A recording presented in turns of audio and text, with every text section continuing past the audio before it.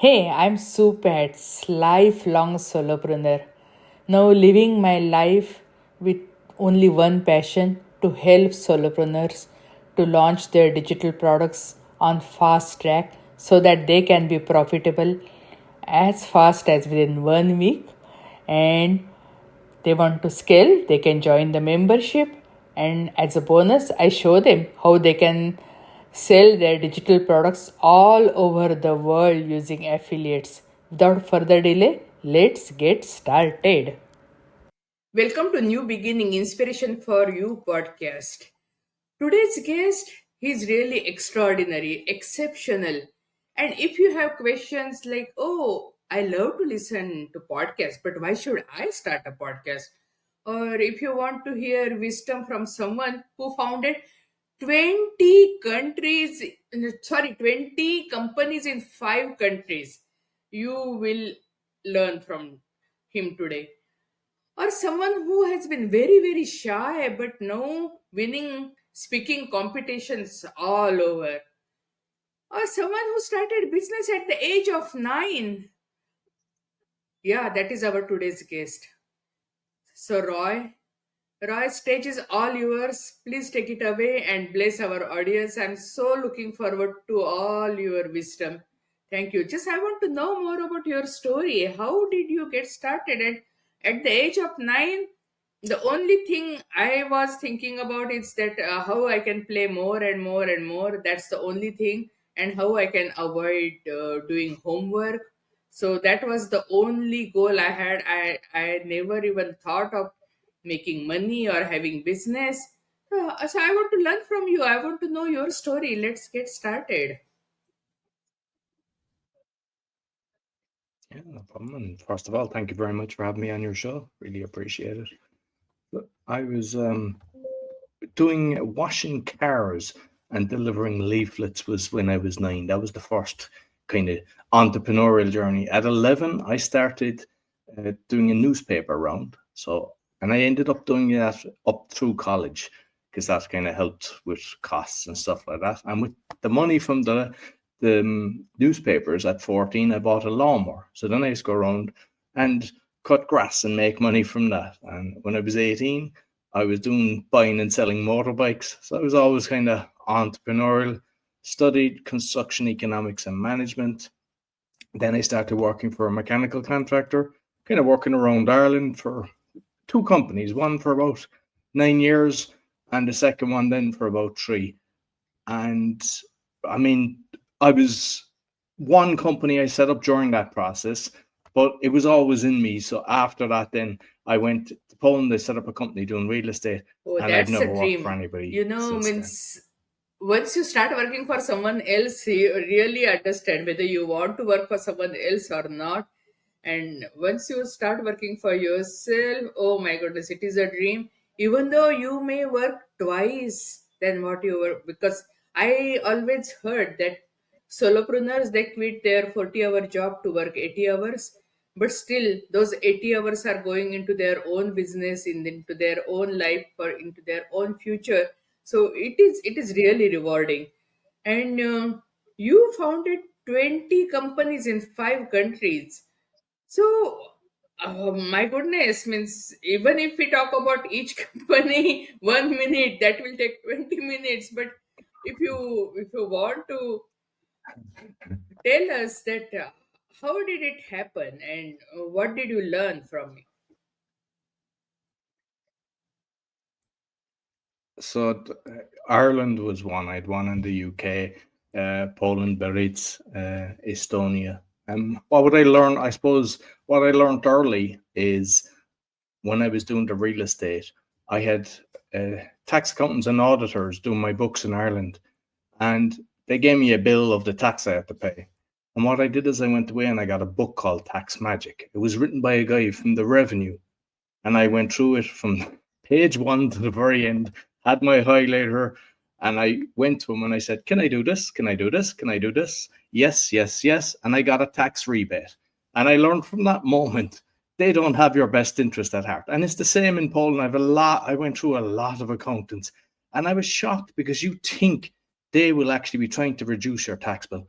they have no interest. I'm sure you could be lucky and find maybe the 1 to 5% that are doing that, but most don't. And you need to, even if you don't like doing the books, understand them and understand what they're trying to do and understand what's deductible and what's the best way to make it tax efficient for yourself, because you don't want to be handing away your That is hard-earned actually money. tax advantage is so important, and many people don't even take those advantages. So means that's the one of the main thing people can get started. Of course, they can become their own boss, but hey, you can have meetings into your vacation, and you can show your vacation as business meeting, and means basically you can take tax advantages. There's so many ways.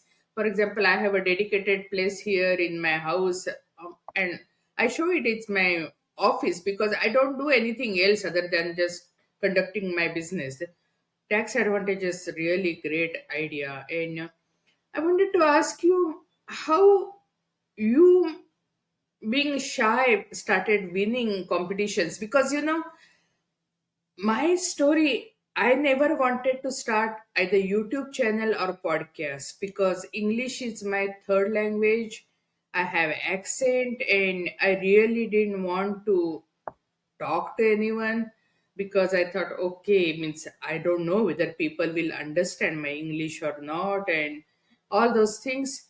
So I was blogging because I wanted to help solopreneurs, and but my blog started getting lots of traction, and people say, we love your blogs, but we don't have time to read, so you should start podcast and YouTube. And I just started because they were asking me, and I just thought, okay, if I can put value into somebody else's life, and then I don't need to worry about myself. And that is how I started. So what was your story? Being very shy and now winning competitions. So what was your state of mind, and how did that transformation happen?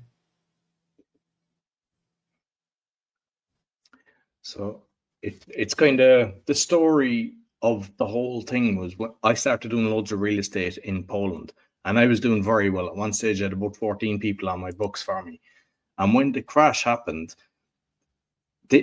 I created a few syndicates. So I had a lot of different companies, and I had different investors in it. And then they started getting in trouble. But I didn't think it was going to be a wipeout. I thought, yeah, it'll correct itself and things will come right. So I started putting additional money into some of the projects, saying, look, just pay me when you get it. And they lost everything. They got wiped out, and eventually I ran out of money, and then I got wiped out as well. But the difference is, usually with a limited liability company, and this comes back to learning lessons as well with a company, you just kind of wash your hands. Lost my money. Let's move on. Let's start again. In Poland, and my solicitor or my accountant never told me this, when you're the president of the company, you're personally liable. So I was personally liable for about $5 million. Or it was zloty at the time, so I kind of make it whatever level you're at, because they're fairly similar at the moment, the currency. And through that, I started fighting, like, say, the banks, the bailiffs, and seeing so much corruption. Like, they were so corrupt. They were actually, what they were doing is, they were one of the commercial properties. They were working with a valuer, and they devaluated the property. The valuation was basically ripping the property apart. That doesn't happen. Like, that's not what they're meant to do. And what they do is they have a screenshot proving that a property goes up, but they take it down. So it's there for a second, but they have proof this was advertised. And the way that it works is it's 75% for the first auction, 50% for the second auction. So nobody turns up for the first auction, and usually they try to buy it themselves. Even one of the other companies, they bribe the people in the room, and they had their own cronies buying it. And like, that was boiling my blood. So I eventually cleared the decks, and I went to, after it took a few years, it was a hard kind of time. I lost my own house, I lost my personal belonging, but I went to an event, and the event was What's Your Quest? It was in Mexico with A-Fest with Mine Valley. And I thought, okay, I'm going to expose this, because this is an international thing. This isn't a thing that just happens in Poland. I've seen it in Ireland, the UK, US, everywhere. And I said, okay, this is my mission. But I hated public speaking. I tell you how shy I was. When I was young, I wouldn't go into the shop. I'd get my friend to go in and buy the sweets. When I was 18, going to the bar, I wouldn't go up to buy a round. I'd give my friend the money to go up and buy the round. That's how shy I was. And even though I was running big jobs for the companies in Ireland, And I was doing very well. I was making very good money. The one time I hated was the meetings, because you could have 20 people around the table, client, architect, builder, etc. And my voice would go. I just hated it. So when I came back, I said, all right, I have to work on this. I bought loads of books. I started watching TEDx, but I went to Toastmasters and I had to bring people with me because I was so shy. I couldn't go on my own. I went and I said, okay, this is brilliant. And my friend, he said, yeah, it's good, but I don't have time. I can't do this. And I wouldn't go back because I was so shy. So what happened is a new club was opening a few months later. I said, okay, everyone's going to be new there. And I just went. They said, sign up. Yeah, no problem. Will you do a speech next week? Yeah, no problem. And I basically kind of said, yes, yes, yes, from then on. And I entered competitions. I just, even Polish and English, and I got into the final of 5 countries. I done an open mic comedy, open TEDx, and I was even speaking in Mind Valley. I think it was 2022, and I wasn't afraid. I got to the stage that I overcome it. I mean, I've 6 podcasts. I've done over, I think it's probably 2,000 interviews at this stage. I think I've released about 1,500.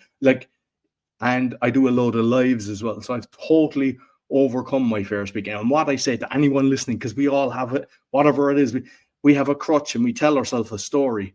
So how can you go from being terrified and shaking to winning competitions? I mean, I won a lot of competitions. It was the story I told myself. And then I said, I need to make change. So whatever it is in your life, if you want change, just find out ways of doing it. Reach out, get help from people, but don't just kind of say, no, that's me. I'm not that, or I'm afraid of public speaking. I can't do that. Because even I tell anyone I'm talking to, even if you're working for a corporate, the people that get promoted are the ones that can speak good, and they could be 10% of you with the ability, but they're just sneaky and they know how to talk, and they're the ones that get promoted. You owe it to yourself to be able to speak. So if you can speak to one person, it's the same thing. Just stop bearing that. And usually why people are nervous is because they care, and use that care into fueling So your yourself that you get purpose your and message out. passion, they were bigger than your fear. And that really overcame every obstacle you had. And that's a really great story because, public speaking is the highest paid profession. You will find some keynotes, even they have been paid like millions of dollars. In spite of that, public speaking is actually the number one fear for people have. May people prefer to die compared to public speaking. And I'm pretty sure your story will inspire them because, hey, yeah, if your passion and purpose is bigger than your fear, and yeah, as you said, means your care, if you can fuel and you can bring it out, you can conquer public speaking. Thank you. And many times, even if you're talking to your kid, your friend, you're talking to public. It is public speaking, so it doesn't matter whether you're talking to one person or 100. And they are actually, you know you are the one who judges more than other people. Other people are, means basically, when they are expecting you to talk over there, they are already looking at you as an authority. So if they are looking at you as an expert, you just go and deliver, just help them, it will work out, right? Thank you, that was a really great point. So I want to know about podcast because podcasting is really picking up, and especially during pandemic it became really prominent and all. But still people don't know how to start a podcast, why to start a podcast, and how to grow. So can you give us some tips about that? Absolutely. Well, the first thing is, if we kind of go back to the fair, because you mentioned going from blogging at the start, you had a fair, and the reality is when you're recording and putting it out there, there's nobody there, and it's the same in podcasting. So if you're doing a solo or just an interview, it's like this: we're just having a chat. You can do that, no problem. You're not going to fair that. Maybe the first couple, but what you can do is do it with your friend, just testing, and just make sure that you're okay. Regarding the technical side, I'm not a technical person. So I just learned that there's systems out there that you just follow. It's easy. You just learn, okay, I just upload, I do this, and everything's grand. So don't think you have to be technical to do it. There's platforms to help you get guests, like logo, things like that. They're important. So for somebody that's actually starting out, like what happens is people go in, they'll design a logo and it'll look fantastic on the screen and everything, and then they'll blast it off. But what you need to do is put it into a little box that when it's next to the other 100 on the iStore or on Spotify, because what does it look like then? And sometimes people have too much text, too much information. What you need is you need it to stick out, grab people's attention.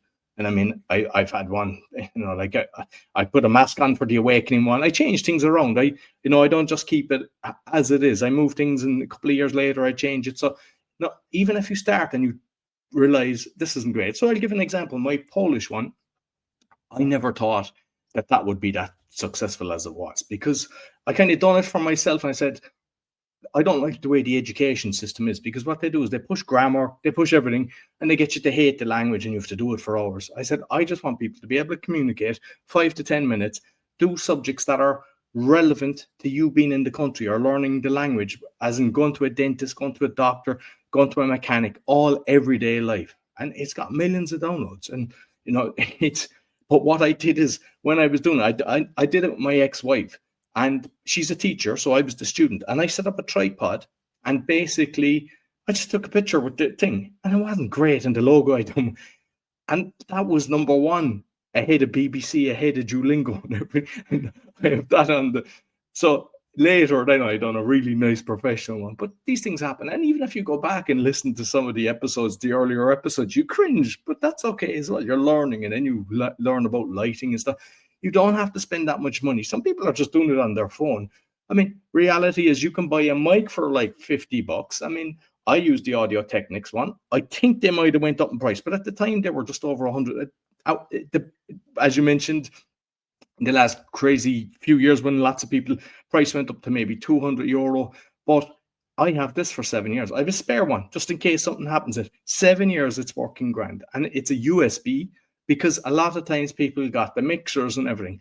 I've interviewed a few people with all the bells and whistles, and when something goes wrong, they haven't a clue. If you're a technical person and you understand the mixing bit, brilliant. Or you can get somebody to come along and teach you to do that, brilliant. But the reality is, if you can get a mic that you plug into your Yeah, laptop and the this is sound my quality mic is good, here. you can Yeah. do that. I went away and I I got. tried many actually. I tried Yeti, Blue Yeti. I tried all various mic, but this mic actually works really well, and it's cordless. I can just use it for everything, for my laptop or for my phone and all. It's really versatile. Yeah, you are absolutely right.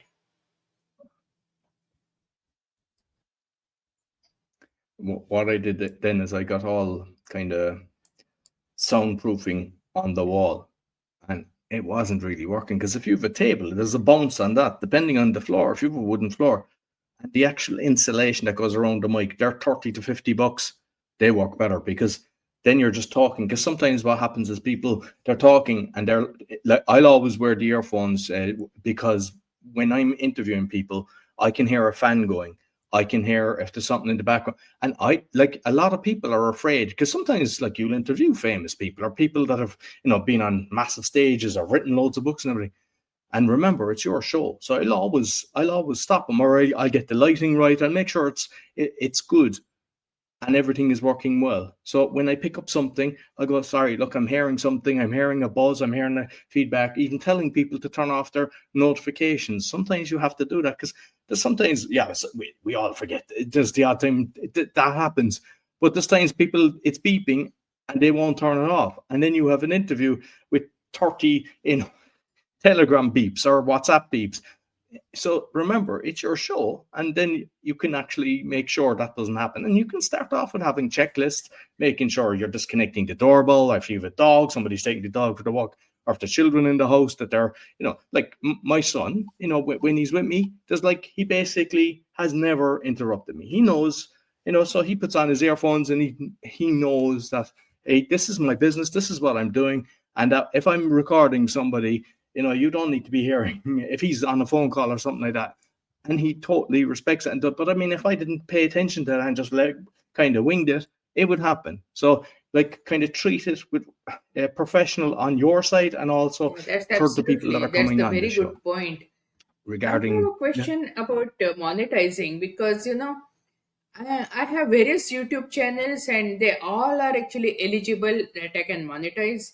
But I am not going for that because I personally don't like ads popping in between my educational content.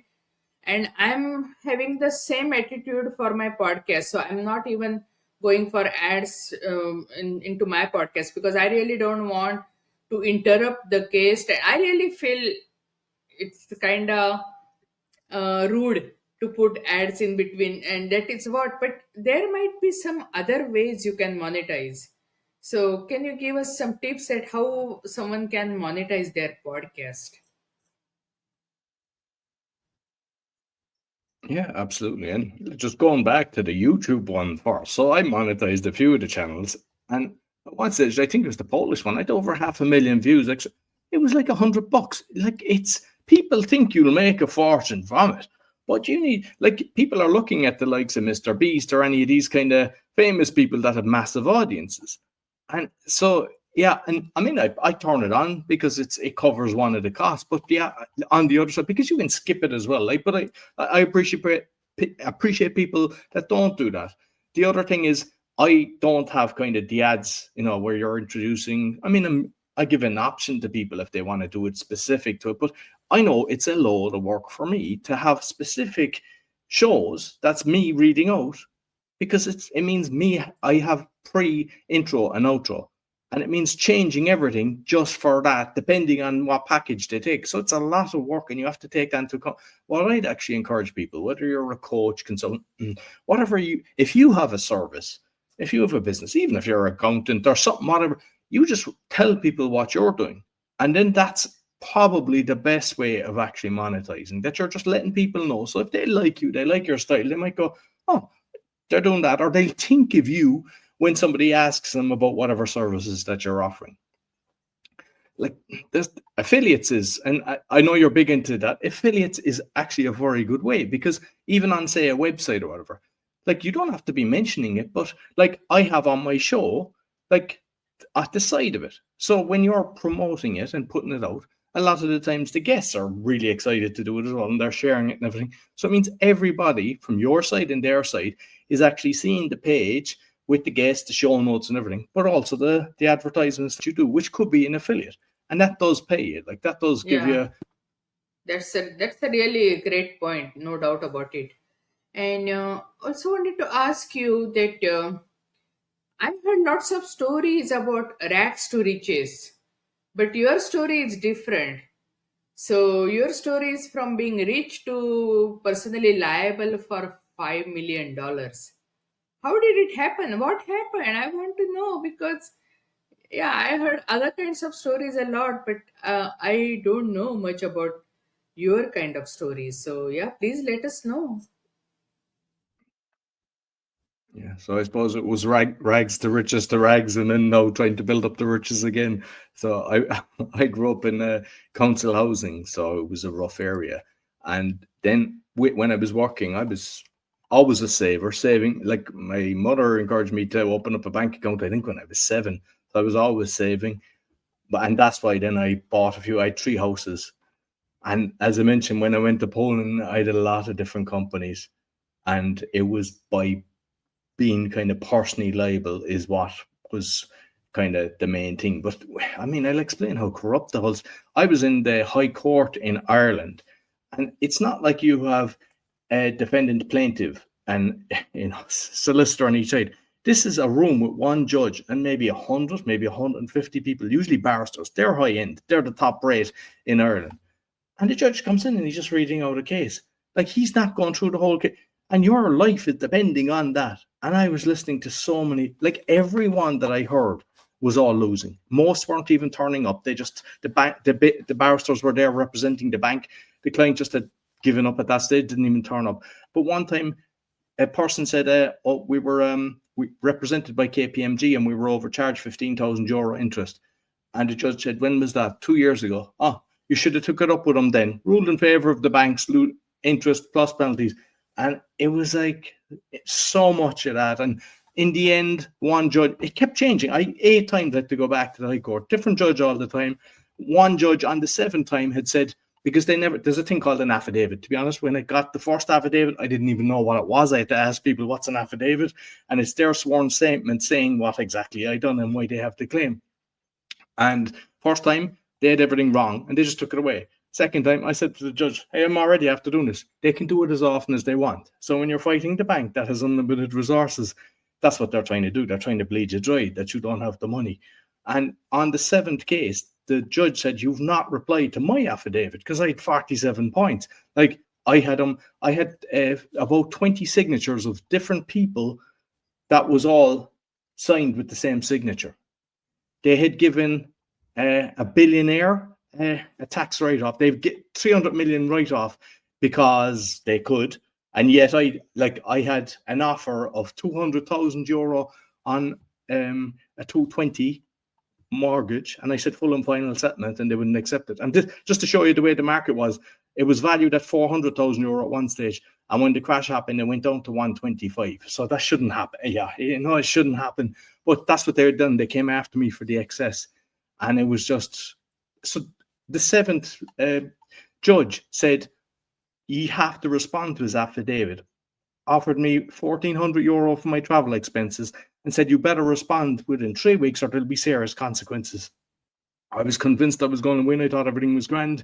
Next time I went there, different judge, and everybody was just losing.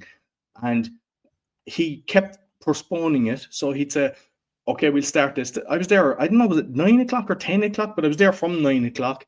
And he says, oh, this is going to take longer. And he just went on to the other cases. And I can't leave, because if they call it on and I'm not there, I lose. It's just, oh, he's not present. So then he started to do it after lunch. No, it's taking too long, we'll wait. So it was near 6 o'clock by the time we were doing it. And the barrister started reading all the statements. So then when I started talking, he kept shutting me up. He didn't want to hear anything. And a person that was a witness stood up and started saying, hey, what's going on here? And he goes, are you related to him? He said, no. He goes, you shut up or you're getting out. To your man. I knew it was, and I just thought this. So he just ruled in favor of the banks, but I won on interest and penalties because I was fighting it for 2 years.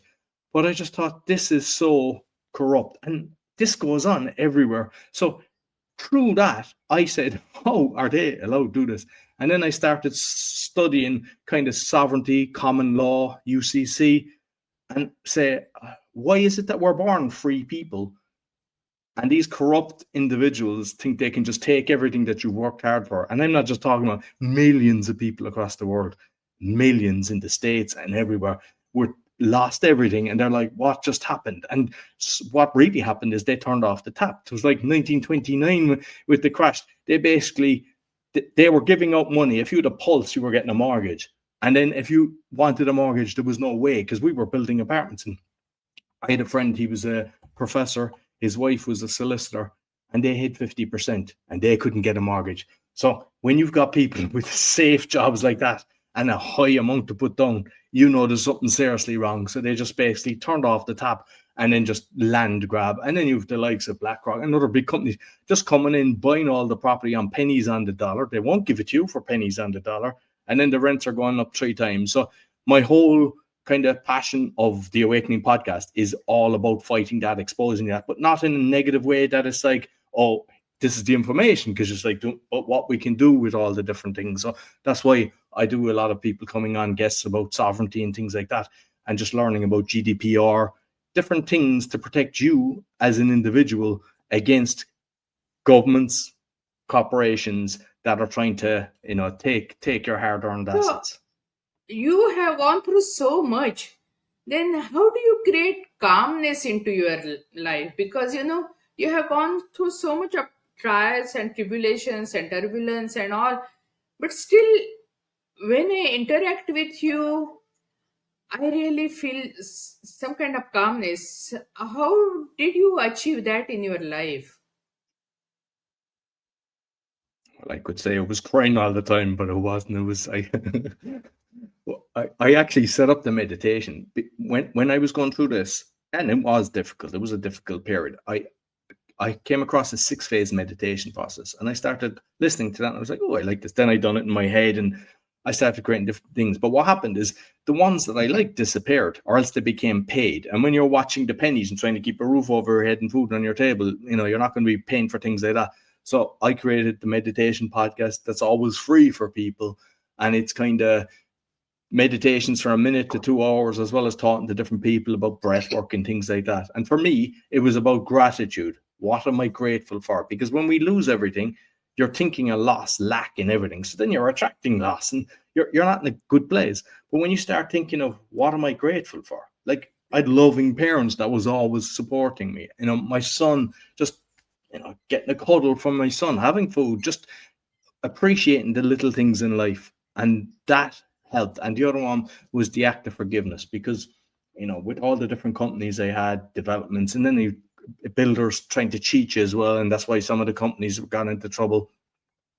I was able to forgive some people by just kind of going, all right, I understand, they were just looking after trying to feed their family, and that's why. But some were so big and you knew they were real criminals.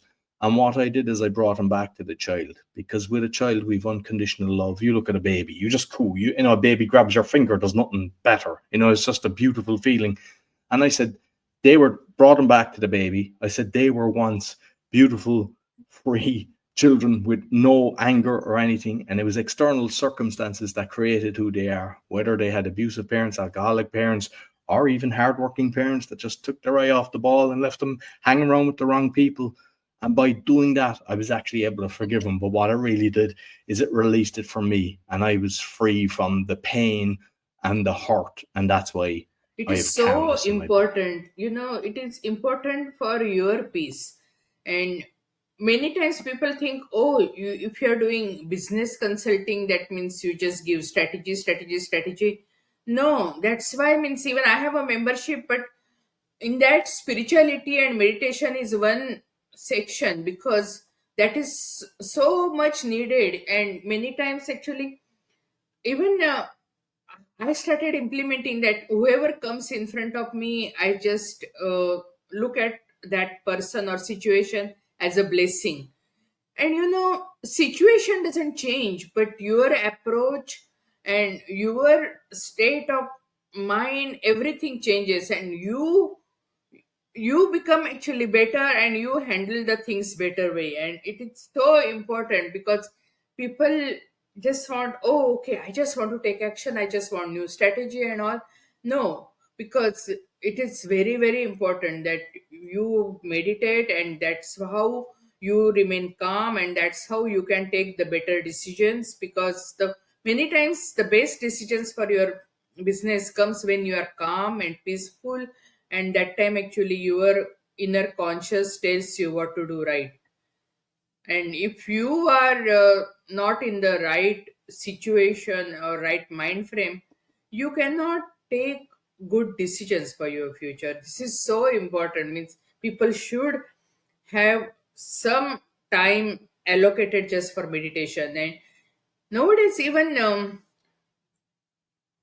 regular doctors and all, they have accepted this part, because previously they thought, oh, okay, it is all this woo woo woo woo. No, if I attended South Asian Heart Centers summit for 2 days, and they were telling how you can control your blood pressure and heart disease and all, just by implementing just 5 to 10 minutes meditation every day. This is so important, and I see that you are applying that into your life on regular basis. It must be really helping you overcome so many problems. Really, that is a really great point.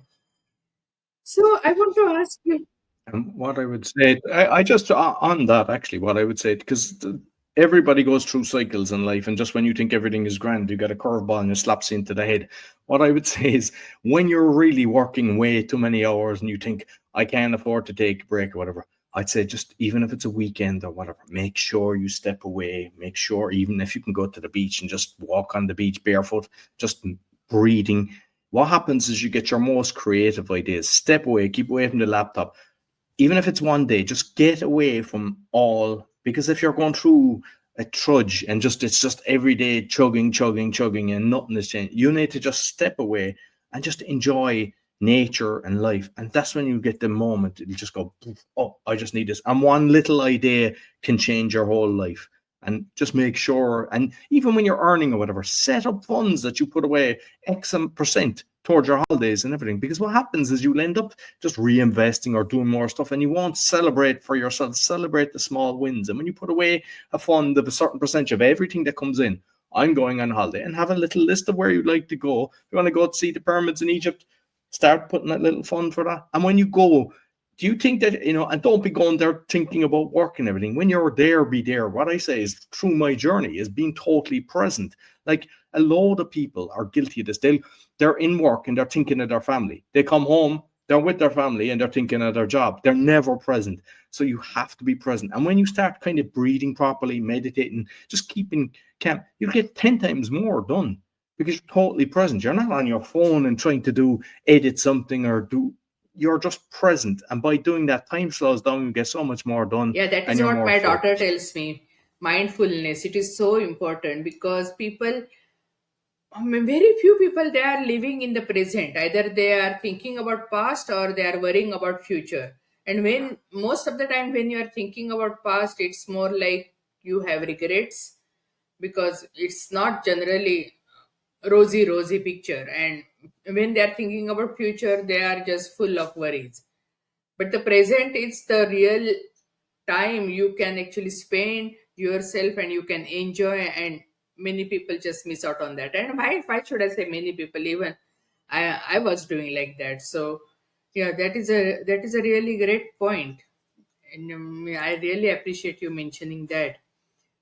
And what marketing tips you can give to solopreneurs or entrepreneurs? Because most of the time people start business because they have a passion and purpose, and they are very creative. They are very good at creating whatever they want to create, because they want to help other people, they want to serve.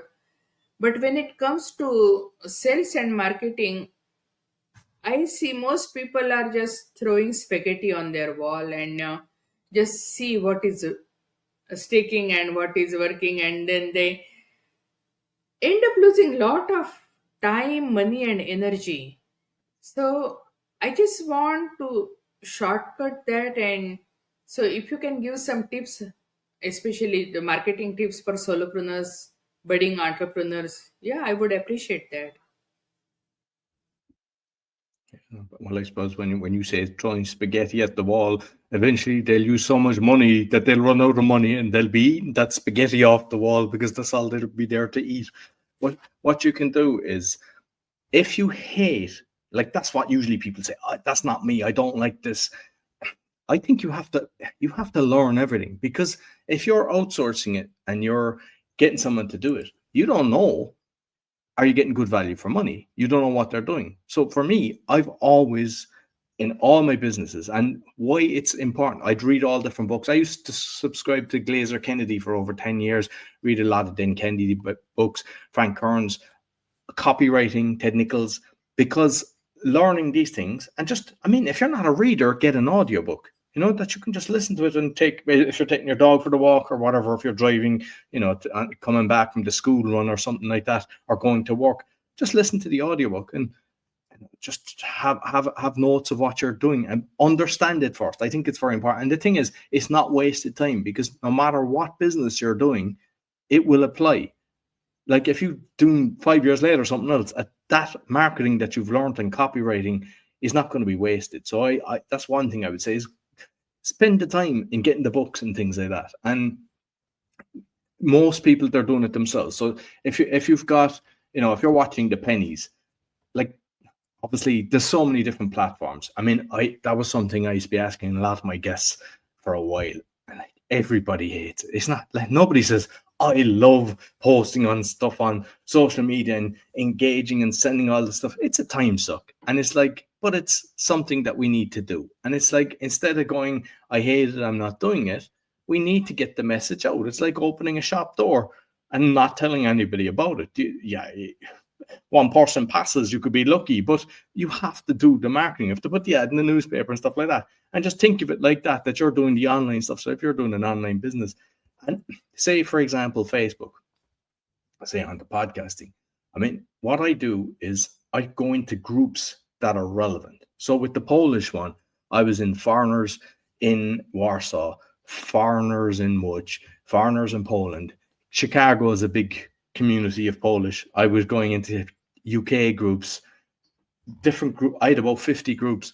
So that's a relevant group. And it might be a Polish person that's in that group, but a lot of the time they've ended up being dating or marrying somebody from an English speaking country, and they want them to learn a few words, or maybe their kids, so that when they come over to Poland, visit or come back, they can talk to the grandparents or whatever. And so it's the right group for where I'm promoting it. Same with the meditation. It's all different meditation groups, because the people that are following them groups, they're into meditation. They're interested in the people. I'd have guests, they talk about breath work, different things, yoga, even chakra, stuff like that. So I go into groups for, whereas most people, what they'll do is they'll put it on their own one and they just maybe blast it once and that's it. And the thing is, say for podcasting, you can, like I use Spotify or Podbean or whatever, you can put the audio, share the audio, and then that's it. But the reality is, if you're putting it on, I mean, you're doing stuff on YouTube, like there's BitChute, there's Rumble, share them as well, because people will start following the ones that they like. And at the start, when I was doing the speaking podcast, that was the first one, I used to ask people, is there a platform that you listen to that I'm not on? And I got some information back of ones I've never even heard of. And then I just add the RSS feed, which is your own kind of unique code so the podcast is listening. And regarding technical stuff with podcasting promoting, once you add it to someplace, it just does it automatically. You upload it to the platform you're using, and it can be blasted out to 30 or more different places.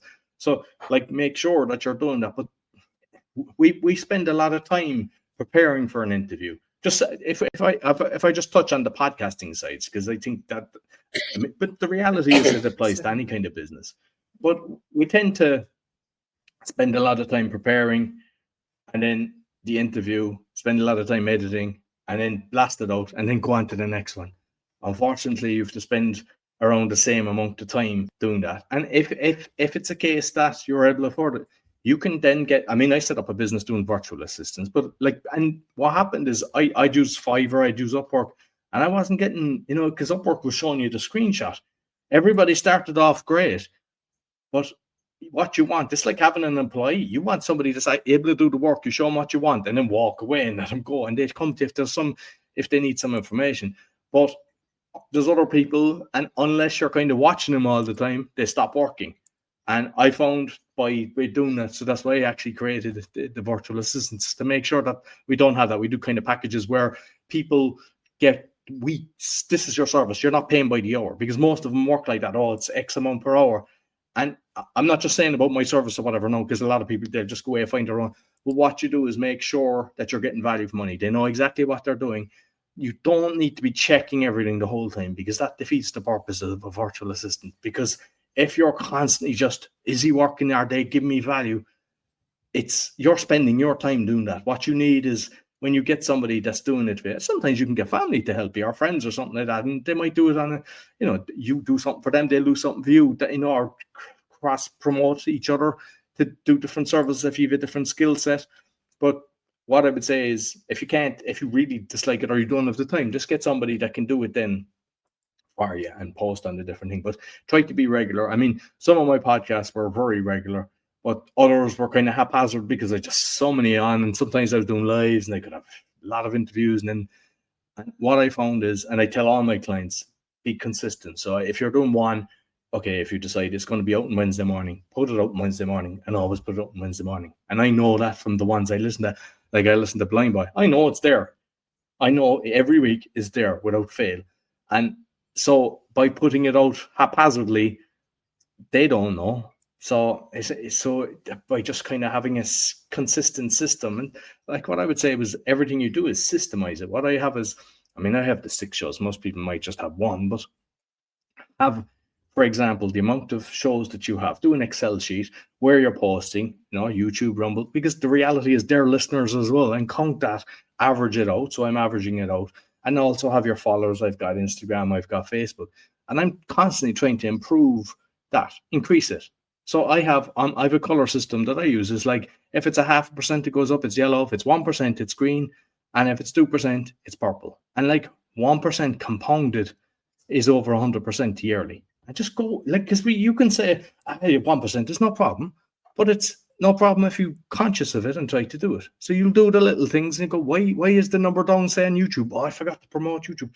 And by having a system, and I'm not saying that you have to go in every 30 minutes, like once a day is enough for this. You just go in and you just make sure that you're doing it. And if you're putting on one show and you're just tracking it, going in, looking at the numbers. And also the other thing is a lot of people, they kind of outsource the comments. I mean, when you get so big, it gets to a stage where it's hard, but they need to know exactly what you're doing, because you could get somebody that's commenting that could be a potential client for you, and they mightn't see that. It mightn't register because they're not at the same level as you. So just, I mean, I engage with all my people, that are commenting. It's something that I just think, you get attacked as well. So this is an important one as well for a lot of different businesses.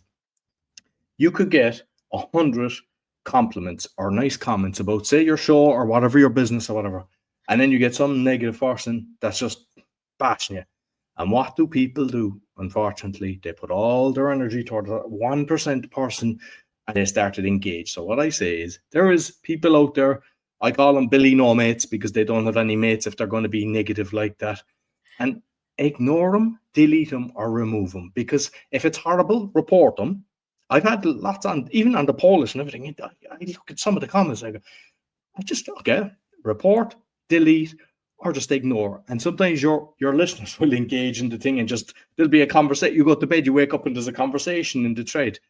But what you can do is save all your beautiful comments. And if you get that blues days, which we all get once in a while, just look at all the lovely comments you get.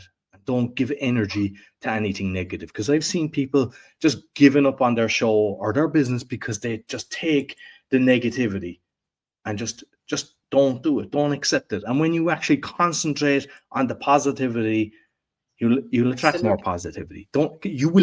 I have never ever changed somebody's mind. It's the same in a conversation. We all have our belief system.